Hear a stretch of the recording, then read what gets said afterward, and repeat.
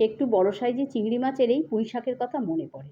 পুঁই শাক, চিংড়ি মাছ দুটোই আমার কাছে আছে। চলুন এটা দিয়ে একটা রেসিপি বানিয়ে নিই। চিংড়ি মাছ ধুয়ে পরিষ্কার করে নুন হলুদ মাখিয়ে নিলাম। কড়াতে সর্ষের তেল দিয়ে তেলটা যেই গরম হয়ে গেল চিংড়ি মাছটা আমি ভেজে নিলাম।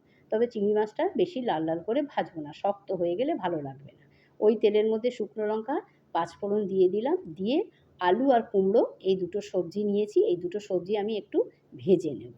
তারপর আমি পুঁই শাকের ডাঁটাটা ওটা এর মধ্যে দিয়ে আরেকটু আমি ভেজে নেব। এরপরে আদা বাটা আমি দিয়ে দিলাম, টমেটো কুচি দিয়ে দিলাম, নুন, হলুদ, লঙ্কার গুঁড়ো আর ধনের গুঁড়ো, ব্যাস এই মশলাটুকু দিয়ে আমি খুব ভালো করে সবজিটা কষিয়ে নেব। সবজি দিয়ে দেখুন তেল ছেড়ে গেছে, এবার পুঁই শাকের পাতাগুলো দিয়ে ঢাকা দিয়ে আমি সেদ্ধ হতে দেবো। পুঁই শাকের পাতা দিয়ে যে জল বেরিয়েছে তাতেই সবজিটা সেদ্ধ হয়ে গেছে। এবার চিংড়ি মাছগুলো এর মধ্যে আমি দিয়ে দেবো, অল্প একটু চিনি দিয়ে দেবো। রেডি আমার পুঁই শাক চিংড়ি।